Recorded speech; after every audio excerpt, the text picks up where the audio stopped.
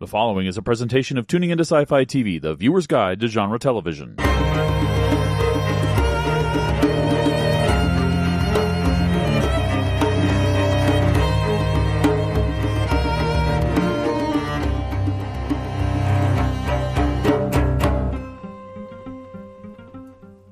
Hello, everyone, and welcome to the Small Council Matters podcast.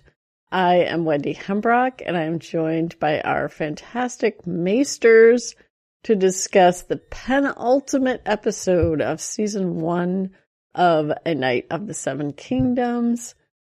Before we start, let's take the roll call and go around the table to introduce yourselves, please. Hey, everybody. This is Shannon out in the Pacific Northwest, and I'm going to make sure to keep my hat on. This is Christine Peruski, your Mistress of Correction, and I'll be sailing off into all kinds of adventures. This is Jesse Jackson from Dallas, Texas, at Jesse Jackson DFW on that social media garbage that's called Twitter, aka X. And I am the Maester of Sunshine, Happiness, and there is a rumor that new Springsteen tickets shows are being announced tomorrow as we're recording this. And I'm Wendy, the Maester of Links. We have very few links today. The chain is short.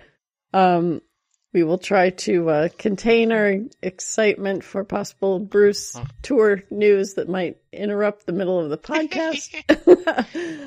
But if we get breaking news, we will jump in as needed. Welcome to the big fight, the big show of episode 5 for A Night of the Seven Kingdoms. Just a reminder before we get talking about the show in detail, we'd love to hear from you. You can drop by our Discord channel. We have some listeners who are posting lots of interesting comments about this show. You can also contact us on that X Twitter thing at SCM_pod or at Tuning Into Sci-Fi. You can call us at 706-927-8478, and we would love to hear from you. So now let's get in and talk about this very exciting episode. We have one link to share, and it's really related to this episode. It's not specifically about this episode, but it's about the trend for flashback episodes to appear in the episode before the final one of the season, which is definitely something that we experienced in this particular episode. And I'm sure we'll talk about that in detail more. But before we get into talking about the episode a lot, any thoughts about that particular article? I had skimmed over that on Apple News before I saw it in our links. And it is a crutch. I mean, there's a couple of things that if you watch enough TV, especially genre TV, that you just get tired of seeing that was super fresh the first few times you saw it. The first was like starting an episode in media res, so that you put front load a big action scene, like Alias used to do that, all the J.J. Abrams shows. Lots of places did that, and then it's like, oh, hold on, how did I get here? Rewind and then back it up. And then it's funny, Ben Affleck and Matt Damon had a new movie come out on Netflix called The Rip, which is a pretty good crime drama. But they were talking about dealing with making a movie for Netflix. And they had certain things, it's like you have to have an action scene in the first 5 minutes. Damon was saying, like in old school filmmaking, you maybe have a skirmish in the first act, a bigger build up in the second, and then the big battle at the end in the third act.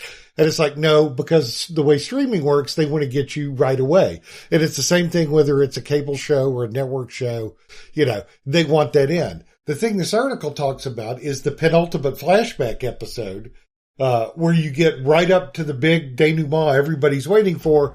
And then let's take a leisurely journey back into a character's past to reveal motivations and whatever right before the action continues.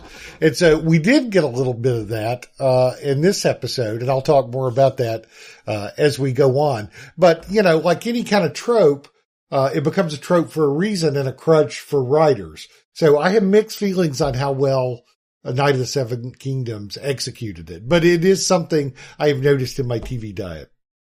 Unfortunately, this article is kind of behind a paywall for me, so I didn't get a chance to read it, but it's an interesting pattern, and now I feel like I need to go back and watch every show ever and see if this is true, because I'm usually very good at picking up on patterns, and I missed that one, but it does seem like one that would happen.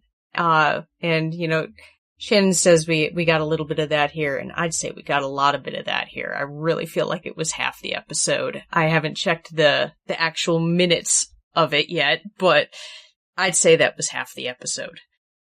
Yeah, I will see what I can do to get you the article, Christine. So, and if nothing else, at least some examples they give. Yeah, I had read this, 2 different columnists that I read that do the day after reviews of the Seven Kingdoms mentioned this article. And I was like, oh, okay, that's not just one, Alan Sipwell, but another one. And it is a trope.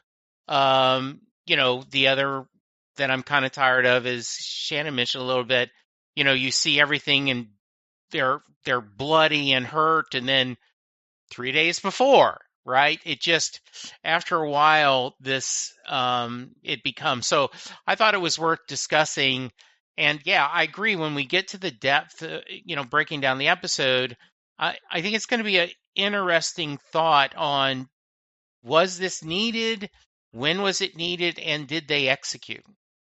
So, yeah, I agree about the flashback. And I have to give a shout out to our editor, Brent, because he, after seeing the preview, made a comment about, I'm really worried that this is going to just be a flashback episode and we're not going to have anything else going on. And he was right.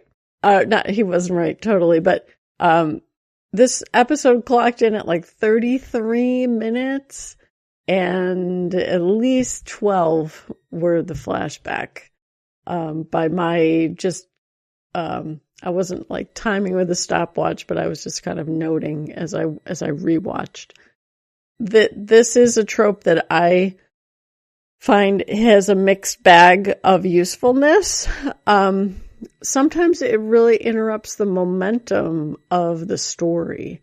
And other times it's used to, quote, create mystery because they don't tell you something that's primal to the motivation of characters. And it's all so that it can be revealed in a dun-dun-dun flashback. When sometimes it's okay for the audience to know things that maybe the characters in the story don't know. We don't have to know everything at the same time as the characters in the story do. So for me, I definitely agree that it's probably a crutch at this point, or maybe people do have the expectation of, I have to put one in. And then you kind of get a little bit too artsy-fartsy. But we'll talk about that in more details coming up. We would also love to hear listener feedback about this topic, specific to this episode or about shows in general, either way. And let's get in talking about the episode now. First, we're going to go around the table with quick reviews and thoughts, and we're going to start with Shannon. I liked this episode quite a bit. I didn't love it like I did last week's episode, which I thought was basically a perfect episode of TV. So maybe it pales a little bit in comparison to that, and I'm judging it a little harshly. So I'm going to bump my score up to like a 9.3 or a 9.4. There were many, many things I loved about the episode.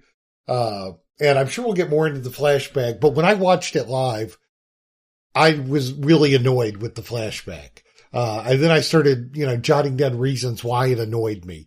And then we get into the rest of the episode. And the rest of the episode was great. No notes. And then I did a rewatch this morning, and the flashback played better on a second viewing for me. It didn't seem as long as it did when you're waiting, champing at the bit for the action to come.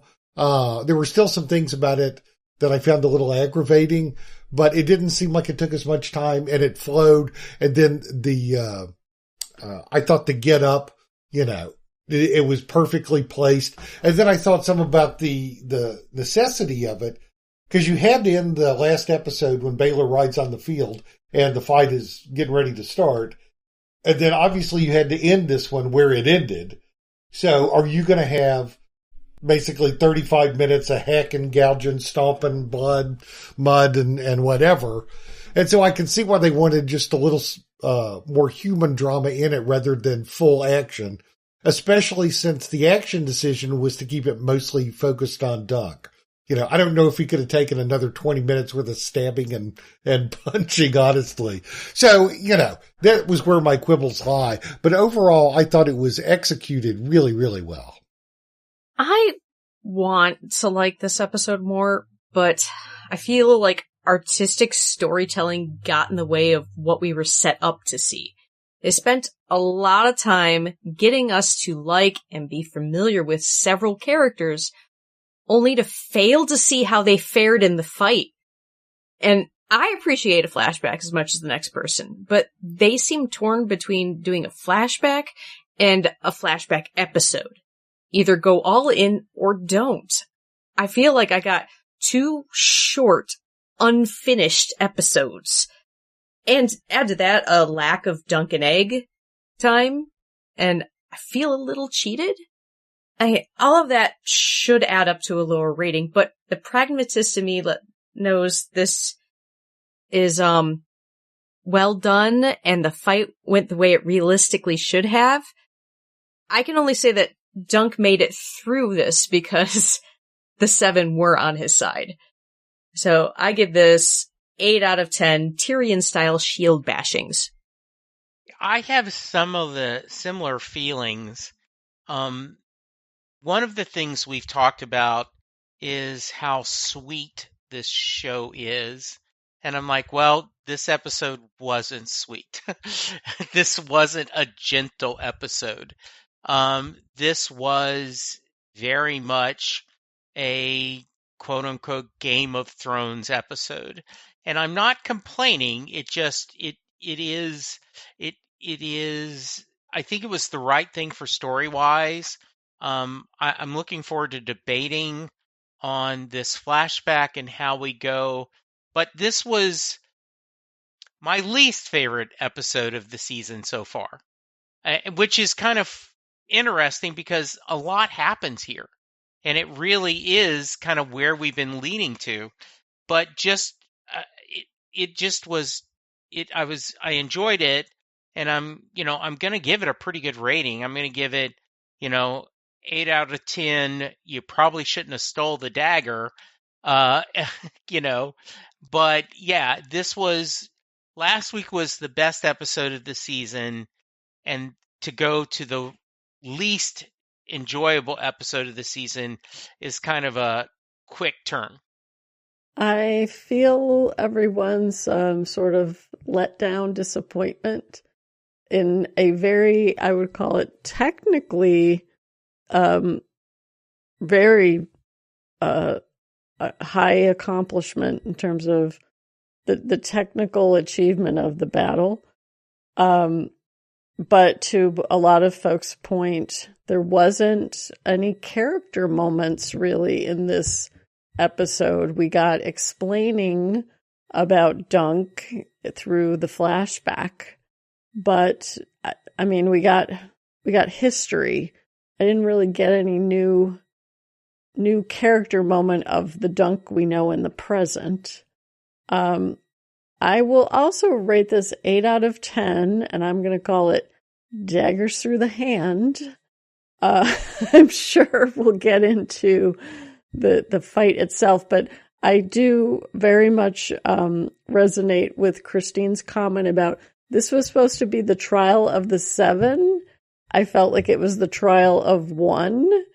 And the other 7, I'm still hoping to hear about, because that was what I was expecting. And I think it was Jesse who made the comment about, Tyrion got knocked out at the start of the fight. They definitely leaned on that a little bit. I thought of that when we went to the original moment of the start of the battle when Dunk had his first blow to the head, and then we flipped to the flashbacks. So let's get in talking about all of this. And normally we talk about our highlights. I'm totally fine if we talk about a highlight that might also be mixed with a criticism as we go. So let's start things off, Shannon. This was tough to pick because it wasn't divided into traditional scenes necessarily, or at least enough for us all to choose. So what I'm going to pick is kind of what I call the preamble to the fight, starting with the fog and everybody on their mounts getting ready to go. You saw everybody looking a little nervous. You had a couple of folks expel their lunch, which has become common. You got to have a bodily function if it's a Night of the Seven Kingdoms. Then you had Baylor's advice to be vigilant and don't die. Always useful and helpful there. Then you had that, how we left Dunk and Egg off, and you had that sweet little moment when he's like, your lance, sir. And then he kind of trots away on the horse and he's like, don't rob me while I'm gone, or I'll sick the dogs on you.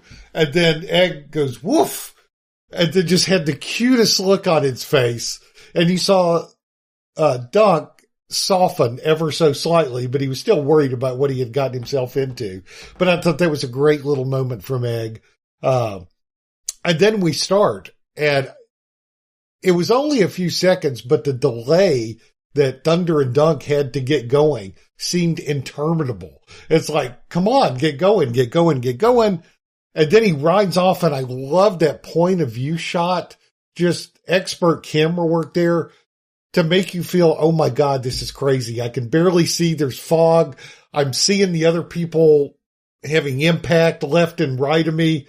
And then it comes up, and then he's just instantly hit in the gut. So that's kind of where I ended, like what I'm calling kind of the preamble to the major fight. But there were so many effective mood building moments in that. The cinematography was terrific.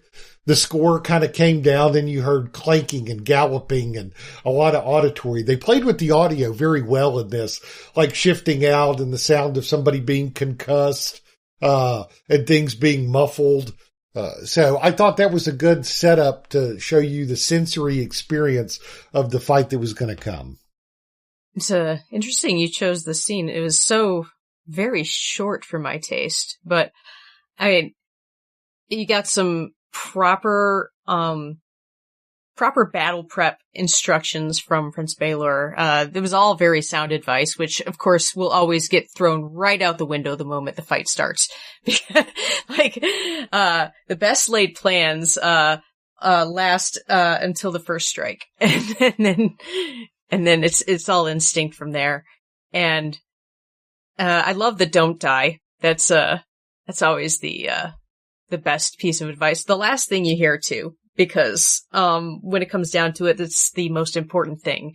And if it's the only thing that's rattling around in your head, that's probably what's going to get you through it. And honestly, when we get to the fight, I think we will talk about how that was probably the only thing driving Dunk at that point. Don't die.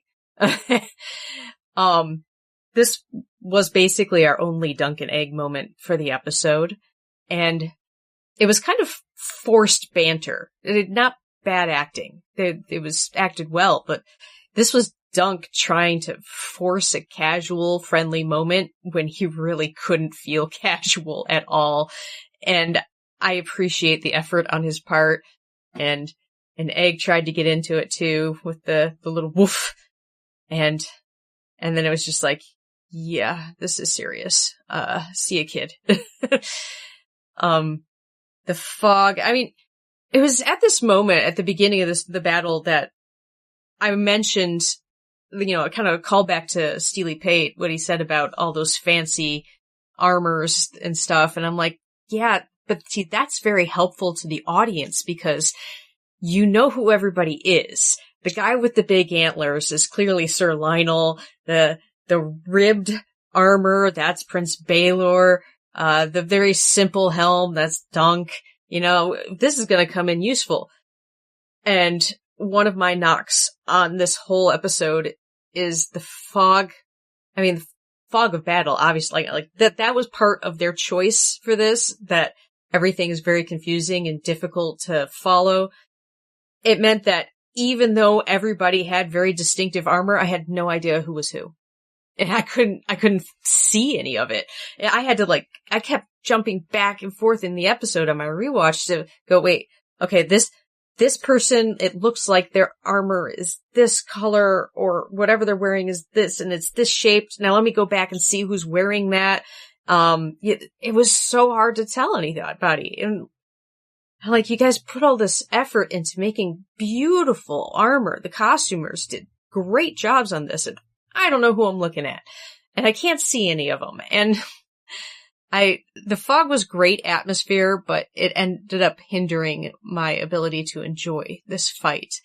I would have liked a little more of the scene, cause I do love dialogue. I love banter. We got just a hint of it with, a Sir Harding, was it? Talking about the green boys and they're vomiting. This is a perfect place for some vomiting. I mean, that made sense to me. That I am not going to knock two people going into basically battle for the first time throwing up right beforehand. Better to do it beforehand than during the fight. So I will allow that kind of bodily function joke in this case. The scene could have been a little longer and had a little more chatter beforehand. So, Shannon, I really appreciate you picking this because it is hard. As I was rewatching it, I was trying to make notes and okay, what's going to be a scene? What's going to be a scene? And, I almost feel like, we could let's start at the beginning and take turns going over it. I viewed the Dunk and Egg thing as Dunk trying to get past his nerves and give Egg a little, hey, remember when I wasn't fighting for my life, and kind of also because if you remember, it hasn't been that long ago when Dunk was really angry at Egg. And maybe this was a way to say, if I die on this, I don't want you to think I'm dying mad at you. And so he goes back to that, okay, if you try to steal from me, and then I'll chase you with dogs. And remember, Egg had said, you don't have dogs. I'll find some, right? And so Egg going woof, I think it's just kind of their version of, remember when we weren't in Schitt's Creek? I will agree, and I don't know when the best place to say this, so I'm going to go ahead and play it here. I agree with the complaints about, I read somewhere that in the novella that it's from Dunk's perspective. And so everything in the novella, including the flashback, happens in the actual book. So, maybe once again they were trying to do that. But when we get to the end, and that's why I said I wasn't sure if this is the right time to say it, but I don't know the two people that died. I mean, I heard their names, but I didn't connect who that is. Is the guy with only one eye? Is the guy with a broken leg? Is it, it's not the young, newly made, Knight, because he was there in the tunnel afterwards. So I think that shows because it's always about character with almost all of us. And so it's a great setup, and I love the mechanics of this with the fog and the filming where you can only see, just the very slit of Duncan's helmet. That's very creative. But once again, we didn't get the heart, which is what really works when we're watching any kind of show, not just fantasy, but, going on that.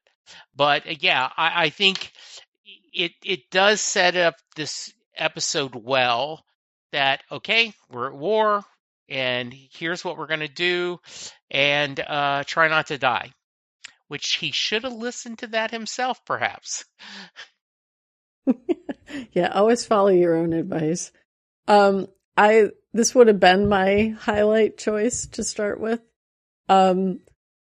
I really love that overhead shot that actually starts, especially in the context of the prior episode. It's Dunk charging off into battle.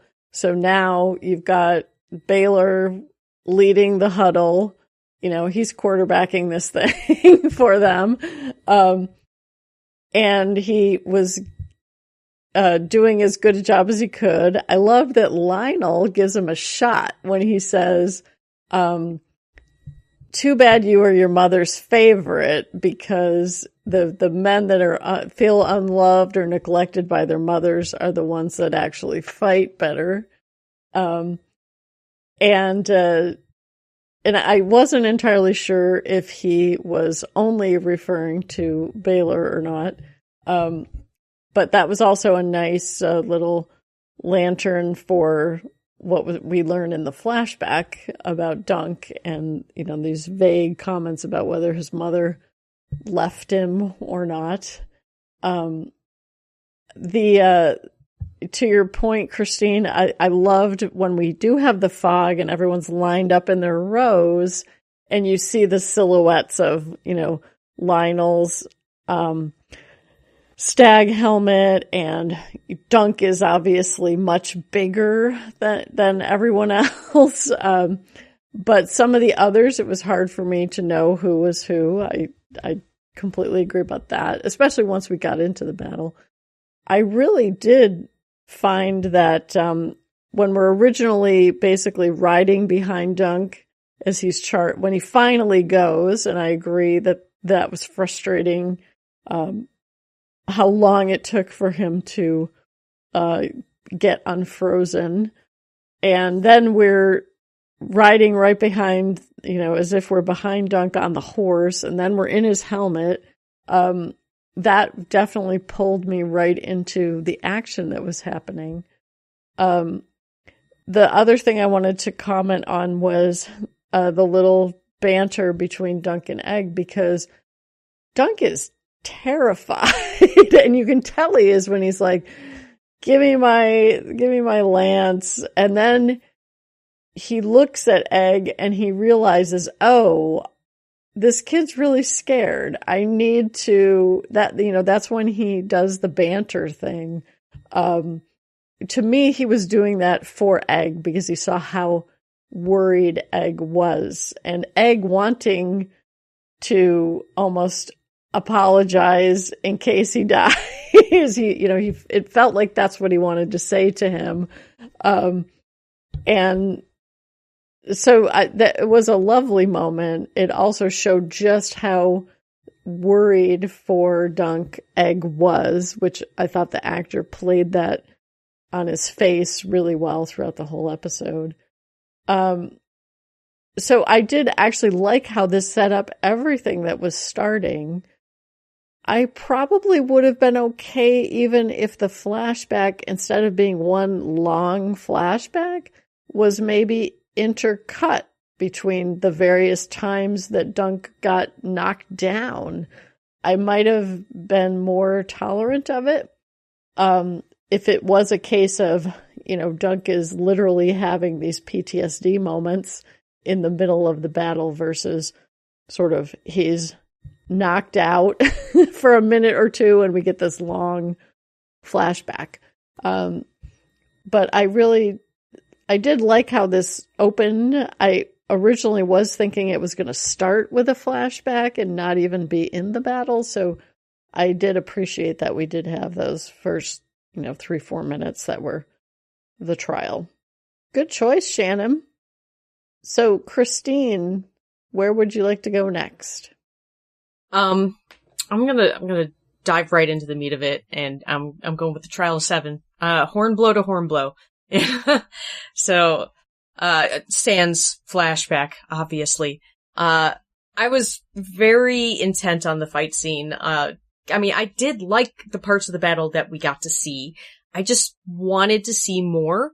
I get the whole idea, especially the way it was done in the book, bringing that into the show, all being from Dunk's point of view and being very focused on Dunk's fight. It's just that they spent so much time introducing us to Raymond and Sir Lionel and getting us to really quickly fall in love with Prince Baelor.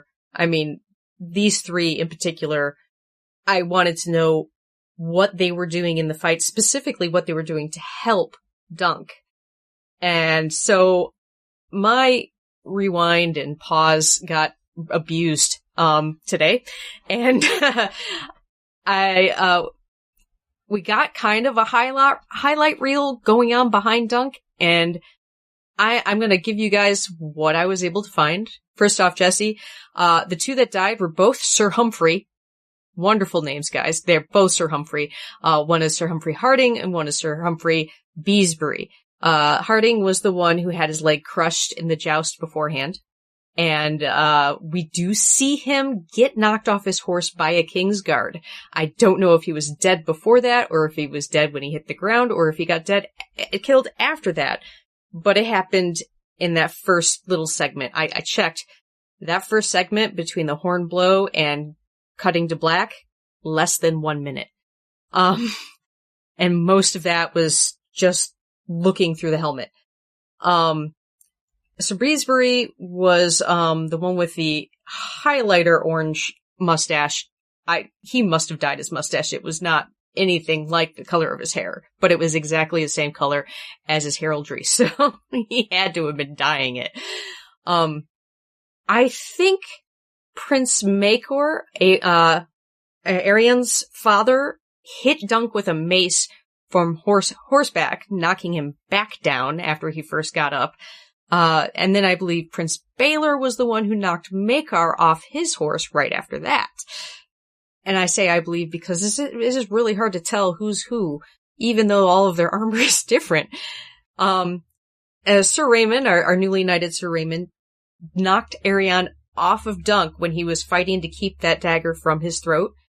And then he was so busy looking behind him to make sure he did good, he totally missed his own cousin coming and whacking him on the way back. So that's kind of what I got for most of the battle. Now I want to talk about Dunk himself, because that's what we really got to see. I will not say that Dunk is bad at jousting. It was that shield that failed him, which is another disappointing point for me, because they made a really big deal about that shield, and it went bye-bye right at the outset. Like, it just cracked immediately. But he stayed on his horse after being impaled, which was super impressive.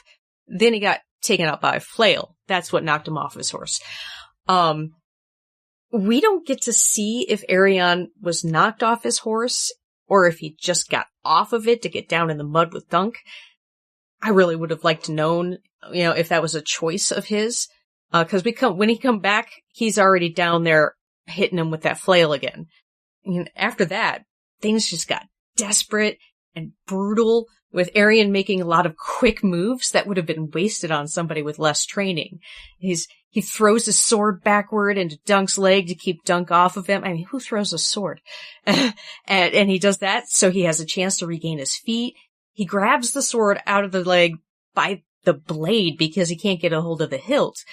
But he makes good with that and shoves the hilt into Dunk's visor, which is just a lot of quick decisions to counter the brute force of Dunk. It's actually quite well done. I really love that choreography. I wanted to pull a comment from our Discord discussion. Denise was thinking that Dunk may have neutered Arian, but sadly, unless he had it shoved down his right leg, I think the monster is still able to reproduce. I was actually more concerned for the femoral artery in the leg, but I think his sword was cutting more to the front rather than around the inside. So it probably just hurt really bad because he got a nice bite out of him with that cut. And that's when Prince Maekor, his father, tries to come to his aid because, he can hear him screaming and in pain. But Sir Lionel comes in and blocks him, but that's when his horse gets killed. But Sir Lionel was able to quickly recover, and he and Prince Baelor stop Maekor from coming to Arian's aid so they can stay between Dunk and Arian. Like, the little bits that we get, like, it was so hard for me to tell who was helping Dunk and, what they were managing to get done, but they were there helping him just a little bit to keep him going. What I think was my favorite moment of the fight was actually Arian's face, like, when everybody thought that Dunk was dead, and Egg's like, wait! And you see Dunk getting back up, and Arian just turns around, and you see there's more fight left in Dunk. He looks exhausted. He closes his eyes, takes a deep breath, and puts his visor back down because he's got to go back in there and he doesn't want to. Oh, I think that was really the cherry on top for me. It was like, oh man, he is taking a beating and he doesn't want to do it anymore, but he's gonna.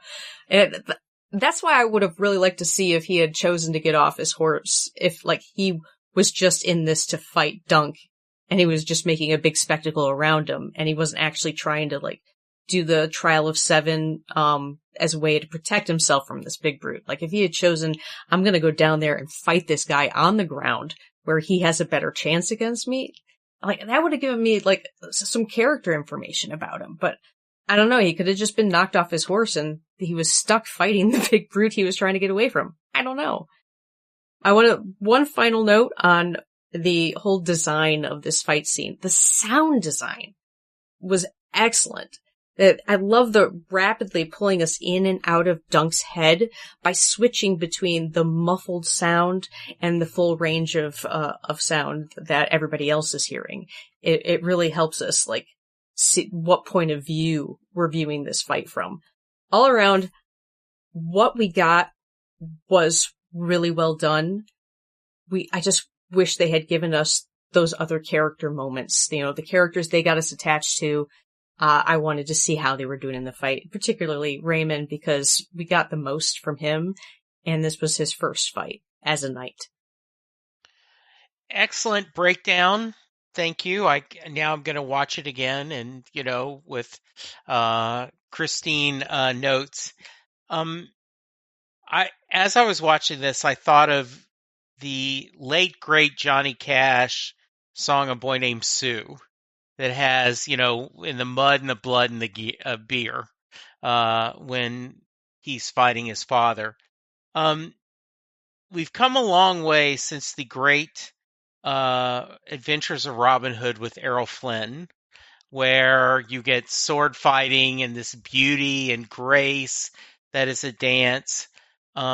This was brutal. And I enjoyed how well this was done. I would have liked to seen more of who's doing who and who's protecting him, but I understand the creative purpose of just making it all about Dunk's POV, right? His point of view, what's going on. One of my possible selections was when Prince, when Dunk gets up. I mean, that is a brilliant moment. When, Egg is screaming at him and, everyone thinks Dunk's dead. And then when he rises up and there's this cheer And the prince looks like, what do I got to do to kill this guy? Right? Like this disgust of just, what? Why don't you just stay dead? I mean, he even said yield, right? And I think we talked about last week about the original Rocky with Apollo Creed, right? And that point, and there is that scene in that where, Apollo Creed looks like, what are you doing? Like, just, you crazy man, just go down. And you guys have talked about imagery and sound, and they did do the orchestra when Dunk is rising, and this swelling of music and this heroic, and Dunk just all of a sudden becomes this beast, this wounded beast, and it is just a great. So it is really, really wonderful. And then the last thing, right, he drags him like with one foot. Tell him, I give up. I give up. It was just, for what it was really well done. I wanted more because I wanted to see those characters and understand more, but really well done. Yeah, the thing that I didn't like when I was watching it, because Dunk is our protagonist. We're behind him. He is not a skilled knight. He just isn't. Right? I mean, he's knocked off his horse immediately. He's flailing around with this sword. He's getting his clock cleaned by this kid who plays dirty, and Baylor said that they would play dirty and try to kill you. He's throwing everything at him, and he's doing horrible things, knife through the hand, another one in the leg, another one behind, hits him behind the back when he's retreating. He's not a clean fighter by any stretch of the imagination. So when I was watching it, I was like, when is he going to turn into a good fighter? And he doesn't. He turns into that kid from Flea Bottom who is in the mud, just like when he was in that alleyway when Rafe gets knifed and Sir Arwen shows up. And so I very much appreciate that there's no sort of glorification of fighting at all. It's gruesome. It's horrible. I was amazed that he could do anything after he got hit in the eye twice and with that helmet on. The one thing, Christine, you're trying to track what's going on with the other participants. The first time I watched it, I thought Arion maced him and knocked him off. So I'm not sure who did it. I didn't really pay attention to that when I rewatched it. I also thought at one point Raymond came in and used his horse to hit Arion away to save Dunk at one point. I did notice when we had Lionel and somebody, I totally believe you that it was Baylor, fighting with another Targaryen, which makes total sense that it's Maekor. On the rewatch, I heard him yelling as soon as Dunk had sliced Arion's leg. And I know from the internet and those who are spoiled that he does, in fact, father children in the future as part of the lore. So he wasn't walking, he could walk after he stood up, so I assumed it wasn't that bad of a wound. The comment about his shield also had people commenting on the internet. They were saying, no, that actually means his shield was supposed to break apart. The fact that he wasn't killed by the lance proves that his shield was actually a pretty good one. And also when when they're looking at the wound, they were talking about how the metal of his chainmail was what wounded him more so than the lance, which didn't look that way when I was watching it because he literally pulled the lance out of his chest. So that was a little confusing to me, how wounded he was or wasn't and how good his chainmail did or didn't help him. But he was kind of like that bull that had a million, picks thrown into it. The moment when he sort of passes out with exhaustion, falls over, and everyone thinks he's dead, that was really well played. I was exhausted by that point, so I completely empathized with his just utter, he's spent at that point. And I do give props to the actor playing Arion for when, Egg is saying, get up, and then the crowd is yelling up, up, and the momentum is swinging away from him. And he did a great job of conveying his exhaustion and frustration when he's like, puts down the visor, really struggling to find his legs to then pick up that sword, and go again. Dunk is again sort of swinging wildly. One, he can't see out of one of his eyes. So, it was brutal to watch. It's probably the worst fight we'll ever see Dunk have. He can only get better from here. I would hope. There's lots of story left, so that means he lives through some more fighting in the future. If I can make a quick note, because you mentioned you thought maybe Sir Raymond had swung his horse around to knock into Arion. I think I know what part you're talking about. That was actually a Kingsguard horse, and I rewatched that bit. No, there was another one. Oh, it was another earlier. Part? Yeah, Oh. It was early. He literally rode through. The Kingsguard was a different one. And the Kingsguard actually didn't hit him at all. Dunk just happened to kick him right at that moment. So I'll have to double check the one you're talking about. But I do agree about the missed opportunities for highlighting what other people are doing. Lionel Baratheon, I absolutely would have loved to see whoever he was fighting, because I have to imagine that he's got some playfulness to him when he's fighting, similar to that tug of war, where it's like kind of messing around a little bit, and then he's like, all right, I'll get serious now and kill you right after a while.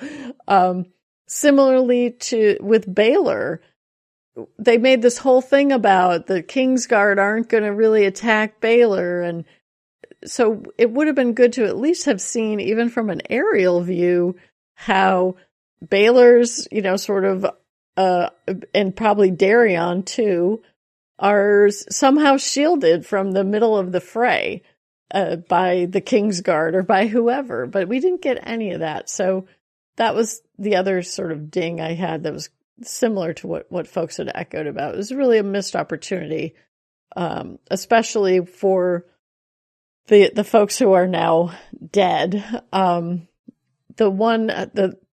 thought it was Beesbury was the one who got his leg broken. I would have liked to seen what happened to him, because he and the one who was yelling green boys, because it's like, well, they lived and you didn't. And Raymond, I also would have liked to have seen more of what he was doing and how skillful of a knight he is. Maybe we'll see that in the future. Beesbury was not the guy that got his leg broken. It was the other Humphrey that had his leg broken. But it doesn't matter, because if your name is Humphrey, you're dead anyway. So, yeah. So the whole fight, you guys have covered a lot of ground there, and I've covered some of it before. I will have a couple little things to add here. Jesse, you're completely right about Apollo Creed. That instantly came into my mind. That late look of like where he just kind of lets all his body weight go down. He's like, damn, you're still at this? That was perfect. I thought of that exactly. I mixed on, Christine and Wendy, what you guys were saying about wanting to see the other. I mean, especially my boy Lionel, the Laughing Storm is his nickname, and he got it from how he fights in these things.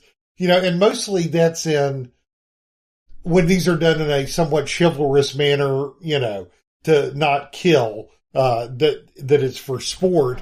And would he have that same kind of approach in a life and death battle? My guess is yes. And all the reasons for all the character things that we've been with most of these guys, I would have wanted to see that. I would have wanted to see how hands off the Kingsguard were around Baylor and how we strategically used them to kind of keep them out of the fray. Did he keep attacking them and to keep them away from other people, knowing that they couldn't fight him back? But I understand the narrative and strategic choice to keep us focused in Dunk's point of view. I think the best of both worlds would have been if they had filmed the rest of it, and then the rest would be like a DVD extra, and we could see the other parts of it. But narratively, especially in these tightly paced episodes, they try to keep their focus fairly singular and fairly tight. And so narratively, I think it worked. Even though selfishly, I wanted to see a lot more of it. Christine, you mentioned giving your rewind and fast forward and everything a workout. I did that in the slow motion. So two things on that. The first is I wanted to see if I could find out where Maekar actually hit Baylor. And I think I spotted it. It's when Maekar runs, it's like my boy, and starts to run. And then somebody and Sir Lionel grab him, and one is on each side holding his arms. And Baylor is kind of on one side, and he brings him down, and it looks like he's going to hit him, but he doesn't. And then they both start to fall out of frame, and the mace comes back. I mean, it's like a few frames, and I went frame by frame. So you can see it's there, but you have to look for it, and you have to slow it down. So again, impressionistically, I think the fight did exactly what it was supposed to do. And then the last thing is when I was going through in slow motion, I cataloged all the things that happened to Dunk. He got a lance in the stomach, a mace bludgeoning his helmet, another mace bludgeoning his helmet when he was kneeling down, multiple stab wounds in his torso by a knife all the way through his hand, various slicings and stabbings from a sword thrown into his upper thigh, several shield hits to his helmet, and multiple slices and pokes into his left eye. I mean, Rocky Balboa looks like a wuss, for taking punishment compared to that. So yeah, I thought the whole fight was good. Did I want more? Yes. Did I think it served the story? Also, yes. I think Shannon's fair in terms of they made a choice that they were going to stick with Dunk. I just wish they'd made a little bit different choice. Go ahead, Jesse. All right, so I'm going to talk a very small scene, and I'm going to try not to go on a rant, but we get baby Dunk and Rafe after they had been scrounging, right? And he's like, oh, the war's done. We're going to get free bread. And Rafe's like, no one forgets shit. You hurt someone, they hurt you back. And I think that the more things change, the more the same. We're going to get no taxes on overtime. Right? Oh, we're going to get refund checks because we've cut so much waste in the government. Right? And I loved that this showed, and we can debate whether the flashback needed to happen or not, but we do get that Duncan's always been a little naive. He misses his mom, and like people like in the early 80s, kind of in denial, no, Elvis isn't really dead. He's faked his death so he could go live life happy or something. He's doing all this, and he has a friend, maybe more, right? That the potential. They're fairly young, but there is that, they share each other, they love each other, and so I loved this part of Duncan finding that. And then, I hopefully one of the others will pick when the cavalry comes to rescue.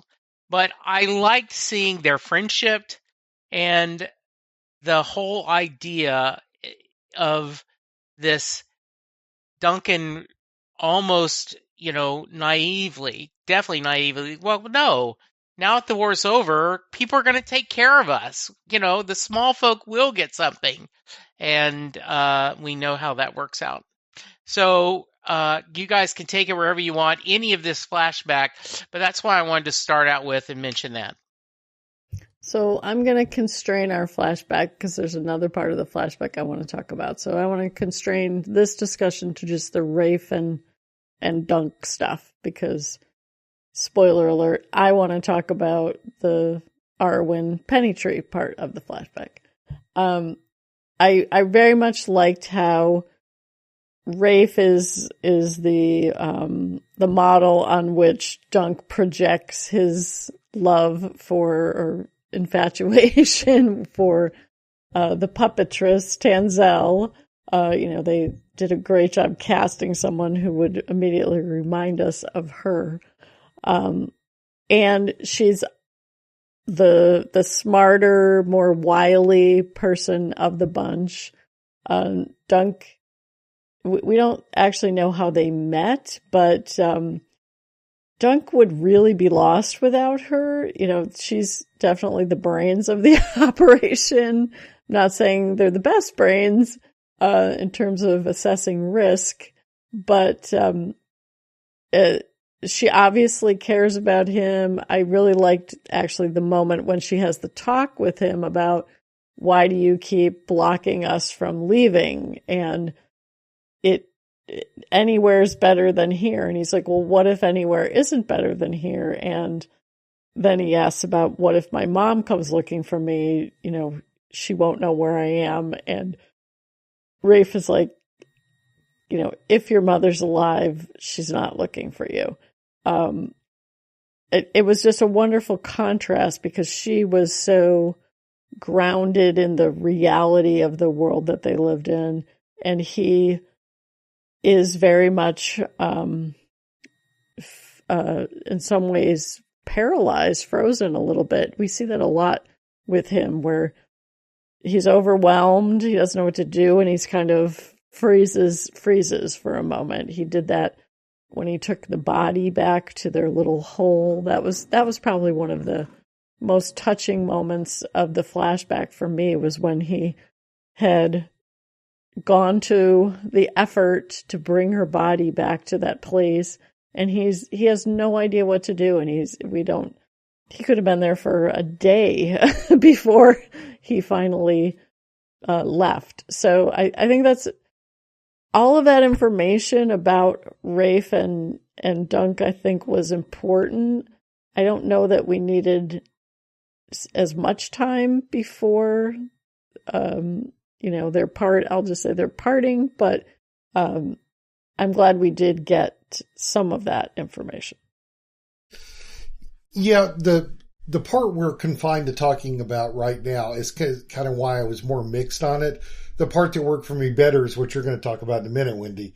Because if you look at it from his character, we knew he was a orphan from Flea Bottom, and that had to be, and lost his mother, and that had to be traumatic. So it's not imbuing him with any tragedy that we didn't already know that he had. So it's not adding something new emotionally to it. I mean, it makes it more visceral, obviously, watching it. And it was a cute little friendship. And I didn't want to say Rafe was asking for it, but just, I kept saying, don't do that. You know, she's like antagonizing the Gold Cloaks, first by stealing his wineskin and then by stealing his knife. And I think we need a new acronym at this point, AGCAB, all Gold Cloaks are bad. You know, we've seen that on several shows, just like when Daemon had his Gold Cloak say, Viserys wants to, get rid of crime. So we're going to go round up the usual suspects and kill people. You know, so the Gold Cloaks were obviously scummy people, and I was happy to see them die. But Rafe was just like pushing the envelope too much for our sweet little Dunk, you know? And it's like, what are you going to do if you get caught? They didn't think that far ahead. They thought far enough to like, we're going to do our salvaging and scrambling and get some coins, and then we're going to go to the free cities. So I don't know that it necessarily added to his trauma. It was certainly sad what happened. The point about the body, Wendy, that you mentioned was also very poignant. So that went on a little long for me, but if we didn't see that, then the second part of it was Sir Arlen and getting us to where he recovers from his concussion or in the field. I don't think it would have worked. So that's why it went down a lot easier and was more palatable on my second viewing, because I kind of knew where it was all going and it fit together better. I will add one little bit of trivia. The place where they were doing their salvaging, where you saw all the arrows in the ground, and I can't remember if they referenced it in the show or not, but that's the Battle of Redgrass Fields. It was a nondescript field just shy of King's Landing. And that's where the Blackfire Rebellion, what they called the Blackfire Rebellion, what we in the present would call the first Blackfire Rebellion, happened. And it also ties into our characters here, because it was Maekar and Baelor Breakspear that eventually got the battle. Maekar kept the battle going until Baelor could arrive with some reinforcements that involved a lot of Dornish people because of his heritage. And all the arrows were because of Brynden Rivers, the Blood Raven, who we see later on in Game of Thrones, had a group of archers called the Raven's Teeth that just showered all of the Blackfires with arrows. So that's why there were so many, and I assumed it was just, you know, on a grassy field, and it was called red grass after because of all the blood. But that's where they were salvaging all the stuff from in the beginning. So again, I thought it was okay. It works together as a piece of a whole, and had some sweet moments. And they cast the young actors really well too. I will give them that. They both did their parts very well. I don't have too much to say about the Rafe and Dunk relationship. I think I have no problem getting this backstory. It's nice to know. I mean, Dunk came from somewhere, and he, you know, had someone he cared about that he lost. Good information. I'm going to pull a comment that Jesse usually has when he's watching old Doctor Who. Pacing. They took what were, could have been much shorter scenes and made them much longer, specifically, on the field of the dead. Like with that man who wasn't quite dead yet, and, you know, well, we're going to get him out from under the horse. Say some words. I'm like, why are we spending so much time on this guy? I mean, he barely got a sound out of his mouth. They thought he was calling for his mom, and I'm like, he's just making a muh sound, and that's all he can get out. He might be asking for my sword or something. I don't know, ma. But I feel like what we got in this didn't need to be as long. But there was one thing that called out to me. Last episode, I think it was, when we got Sir Stefan,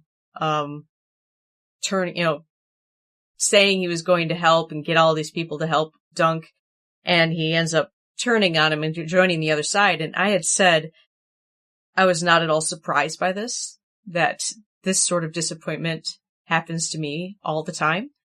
And it happened to me again in this flashback. where he goes, "Is it enough?" And she says, "Yes, it's enough." And I'm like, "It ain't enough. I don't even know what you're saving for, but I know right now it ain't enough." It's like, it may have been enough yesterday, it ain't enough today. So, and when they go to pay to leave, and I'm like, yeah, that didn't happen. Nope.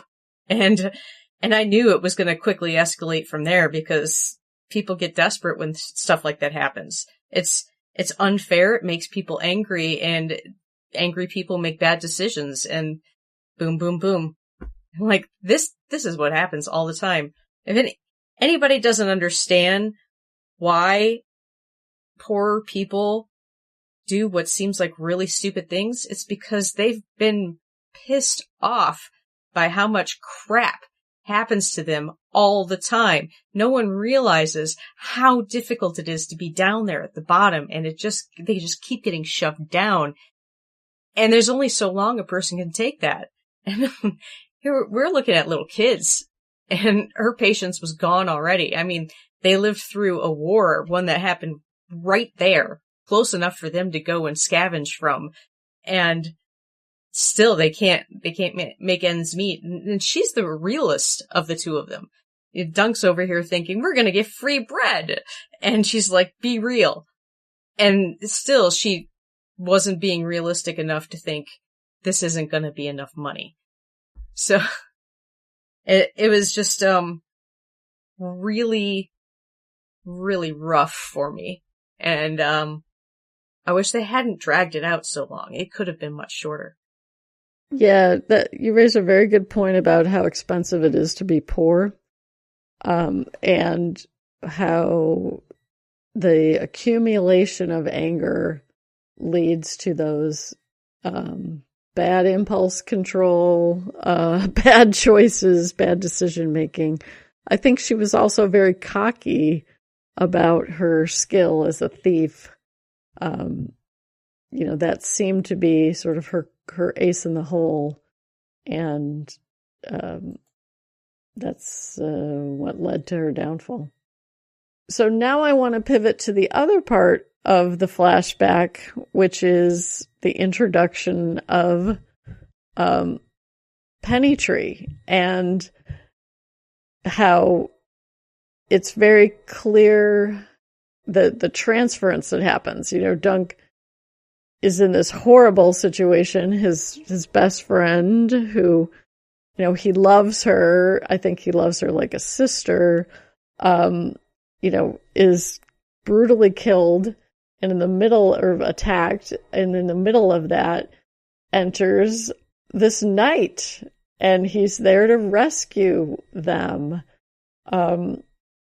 And he comes out and he's drunk, but he's still a very skillful knight. I thought the whole fight that they choreographed for him was really well done, to show that skill. And then, he takes a long look at Dunk before he goes back into the bar / brothel, whatever it was. And then he doesn't say anything to Dunk like, come with me if you want to live, or anything like that. He probably forgot about him a little bit, but he made this huge impression on Dunk. He sees him and he follows him. And to me, that was very interesting, how we've seen these, the way that Dunk reflects on their history. And I liked that Pennytree basically ignored him until he was so sick from his wounds that he was like, okay, I need to save your life now.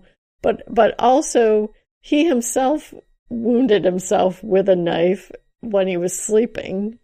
Online I had read that there was possibly some PTSD of Pennytree from that same battle that Shannon was talking about, in which his nephew died.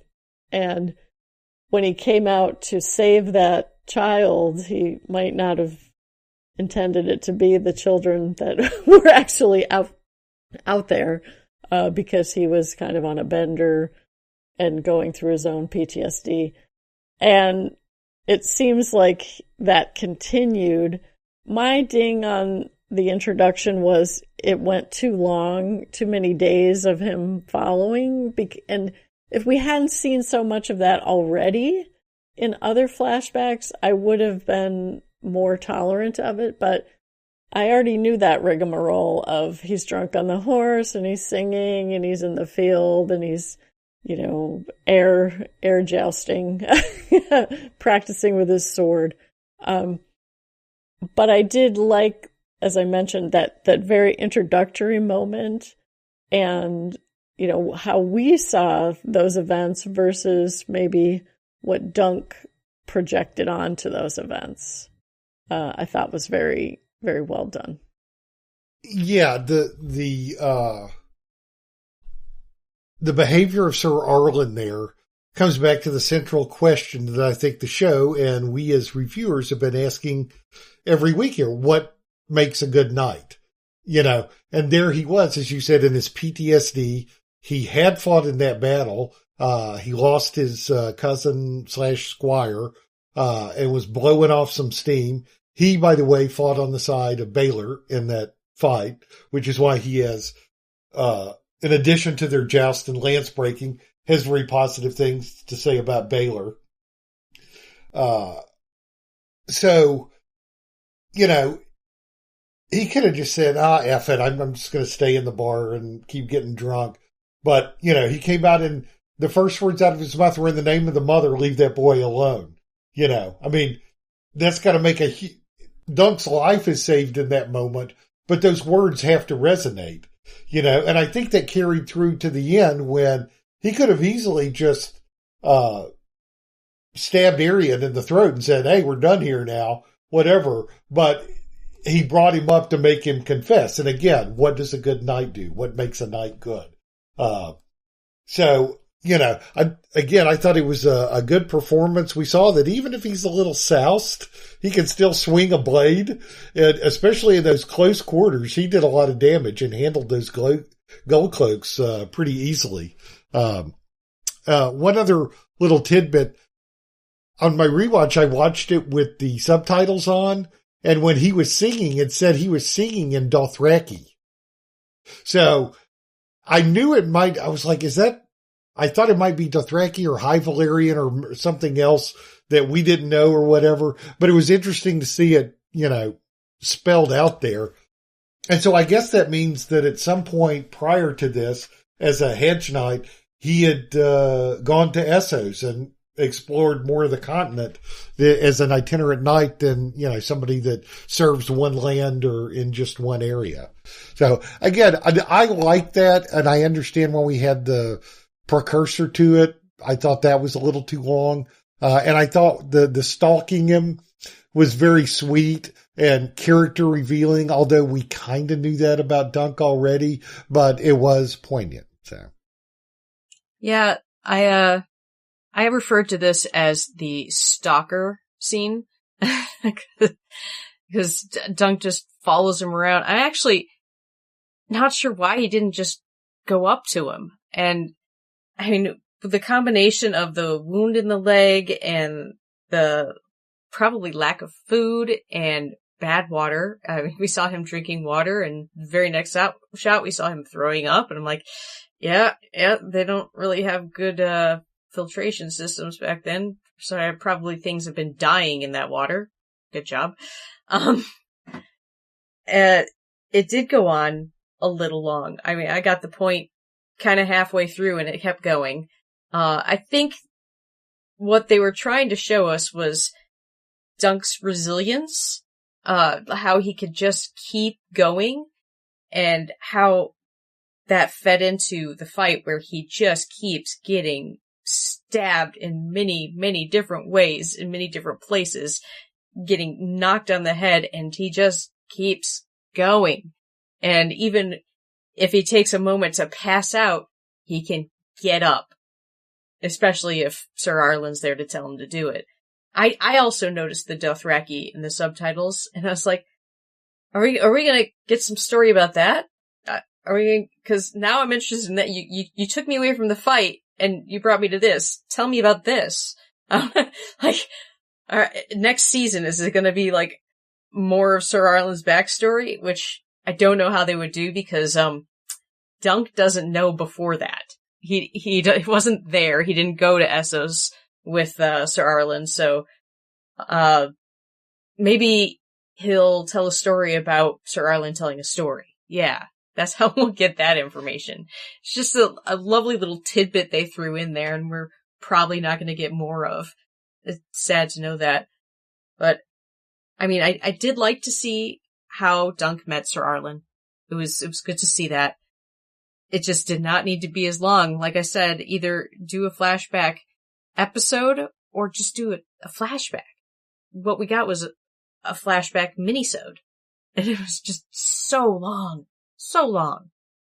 Yeah, I don't have a lot to add because I think you guys are right. It is, when the cavalry shows up and there's a joke somewhere about, don't bring a knife to a sword fight with a knight.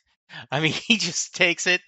We have not discussed where the head ends up. And and you're like, Mo, the pigs are going, ooh, dinner.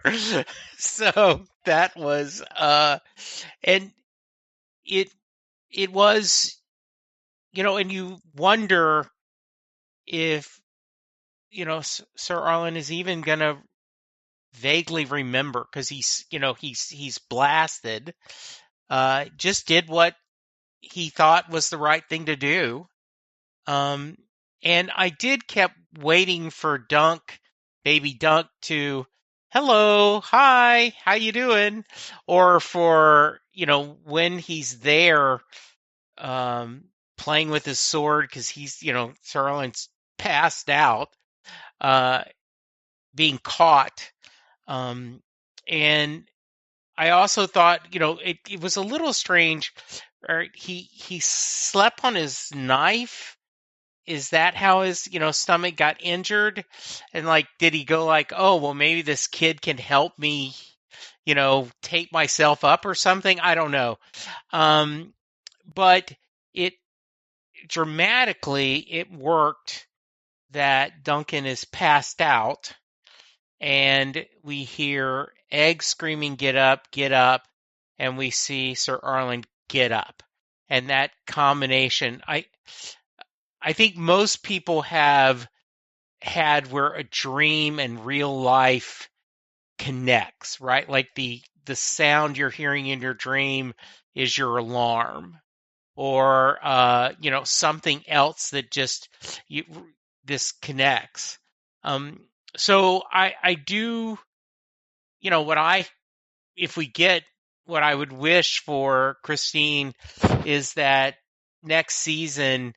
Dunk runs into something that did know Sir Arlen's background and says, let me tell you a story of your mentor. He and I fought in, this far land, and that's where we got it. It was, I once again, I think we keep saying a lot of the same things. Individually, it was okay, but I just think it could have been tighter. And I at least feel like none of us have been complaining about the pacing of this series. We've talked about how tight and how well the story is told. I watched this episode a second time this afternoon before we got a recording, and I'm like, yeah, I think you could have tightened a few things here or there and to have spent... I mean, you get the idea he's following him. We cut a minute or two out of that, and we could spend it on something else in the fight. But a great choice, and I do love the way that our hero showed up to save the day. A little late from that perspective, but it was still... And you could see Duncan saw in real life a knight helping someone who needed help and was less fortunate.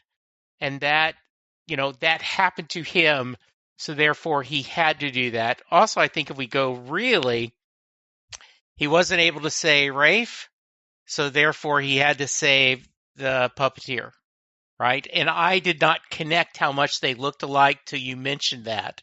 And I think when you look at that again, that helps motivate him and kind of shows some extra depth to the story. Yeah, I think also they were tying, they did a good job of connecting when he's crying over Rafe and talking about how sorry he is for everything that's happened. That is very much matched when he's holding Baylor at the end. We didn't talk. If we're done talking about that, I have a question to ask folks. When Dunk is pummeling the crap out of Arion, he's screaming all kinds of stuff at him, but they chose not to let us know what he is screaming at him. Did you guys have any thoughts about that? If he was literally in a trance state at that point, where sometimes when people are in a fight, they just start blurting out stuff that is non sequiturs in some way. So I'm curious your thoughts about that. And also, we didn't talk about the ending of Baylor. And, we talked about him coming in at the beginning to kick off the fight, but he also came in to wrap things up. He talks about, we'll get the maester to come and see you after he fixes my brother, and don't use hot oil. We're going to use wine. I mean, he has this mortal wound, which he doesn't know. But he's still doing his job right up until the end. So I want to hear folks' thoughts about that as well. With regard to the pummeling, I just assumed it was, some combination of F you and recant, or I'm innocent, something just guttural and raw and emotional, or yield probably. I think there was a yield in there that we heard. So with regard to your second question, yeah, that was heartbreaking. I think that we saw it come full circle with Darren's dream, that he died with a dragon over him, and probably the size of the dragon that Darren saw in his dream represented what Baylor could have become if he's the heir, because he's a good man and a just man and a good knight. And how might the Targaryen dynasty and Westeros and everything have been different if he had lived and not died there? So that makes the dragon large, in the nature of prophetic dreams and signs and symbols and what have you.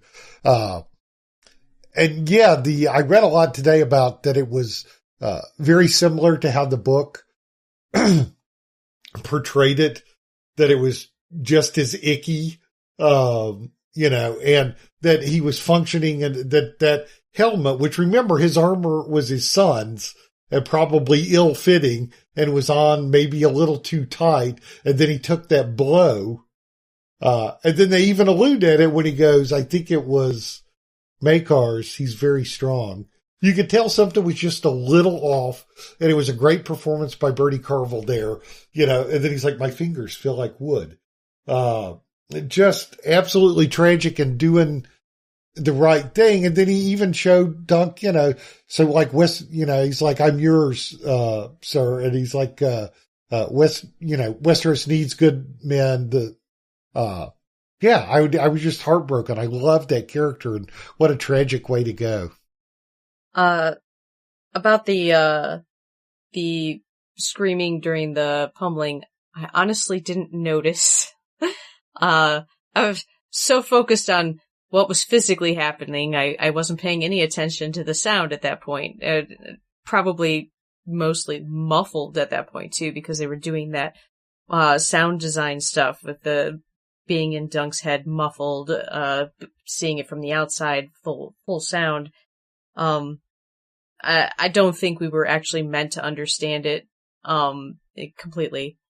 But the Baylor part at the end, I knew something was off pretty early on, when he was saying, I need good men, the realm, and he just stopped.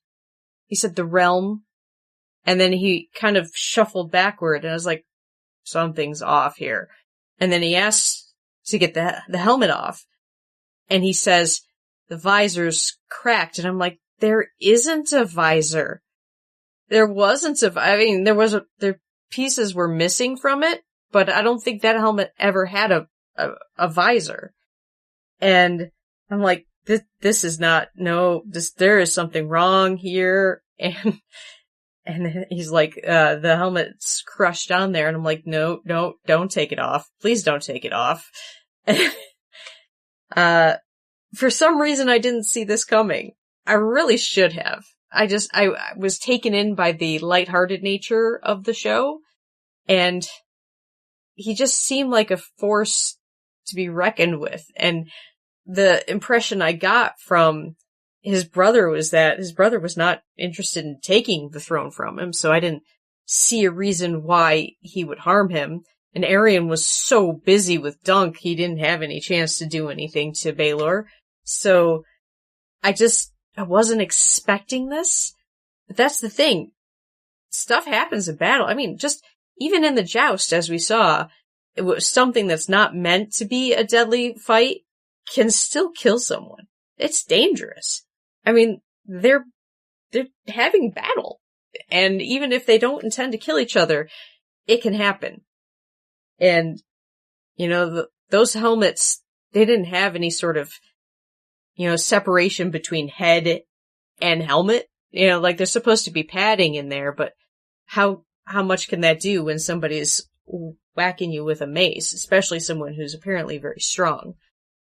I mean, this is really disappointing for someone like Dunk. I mean, he finally found a knight worth serving, a knight that was a true knight, and it just got taken away from him. It's just the pattern, things were going well, things were going good, and it just gets taken away.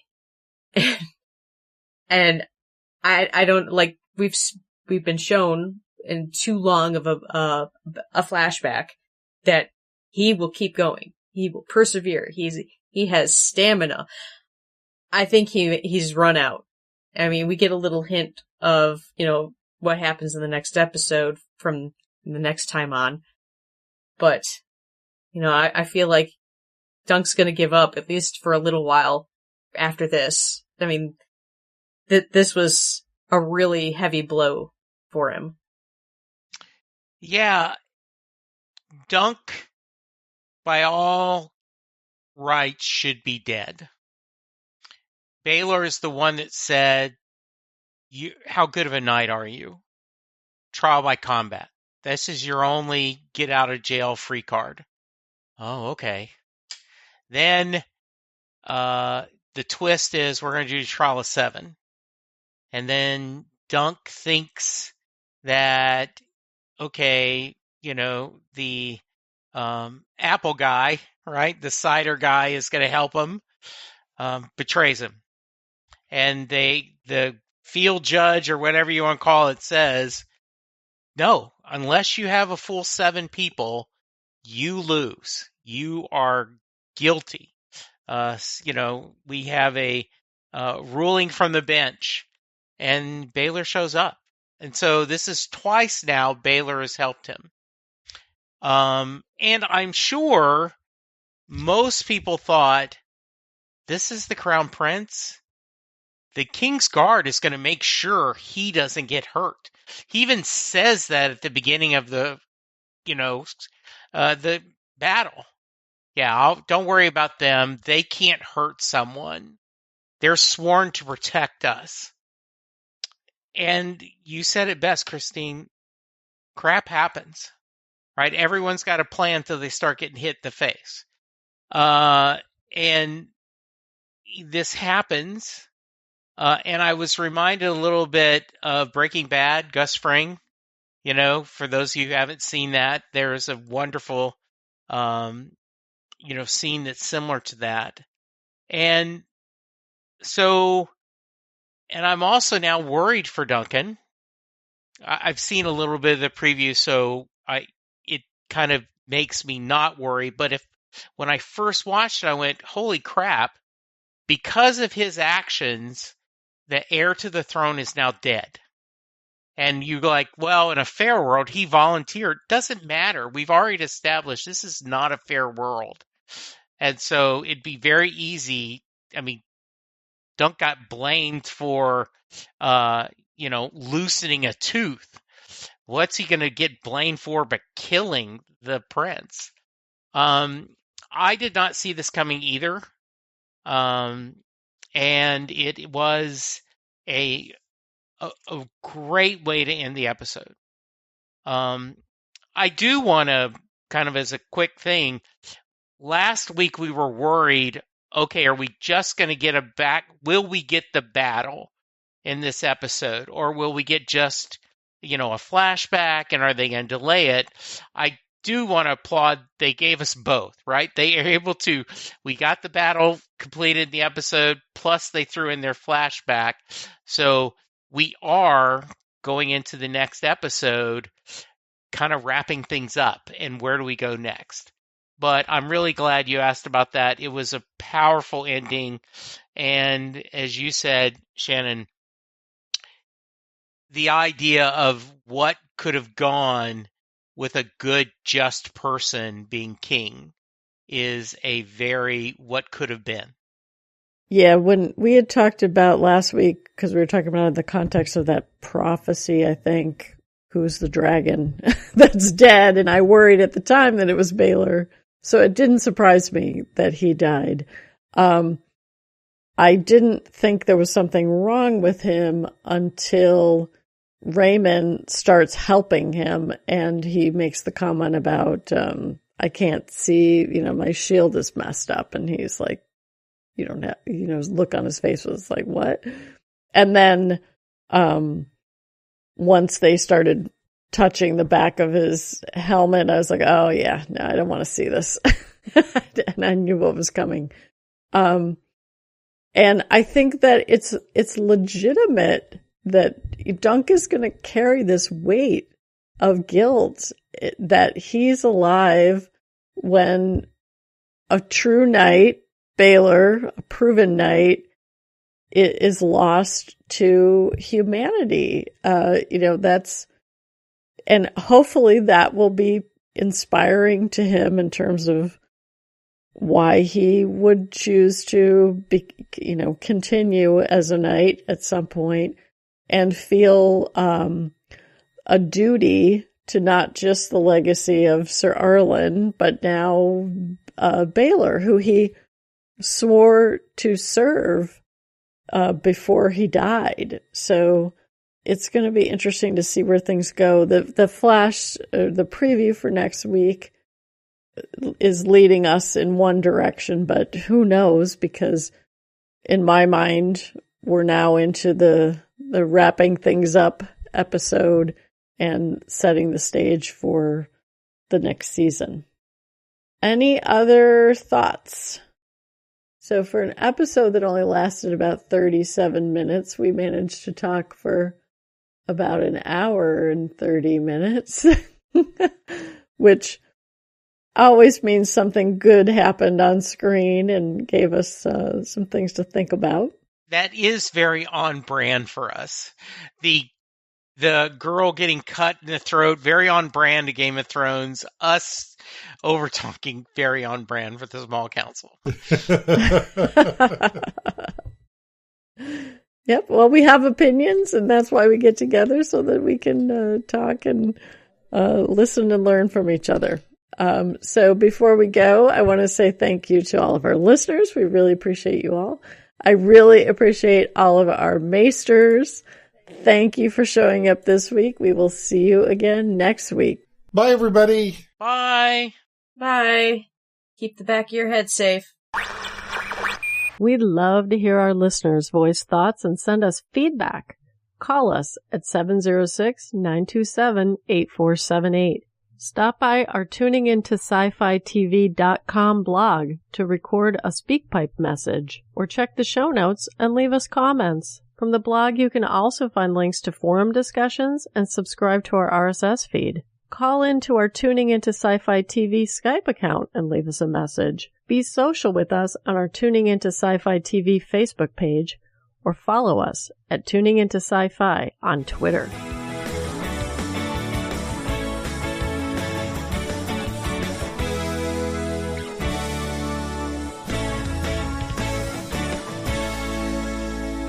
You've been listening to Small Council Matters from Tuning Into Sci-Fi TV, episode 125, recorded February 16th, 2026.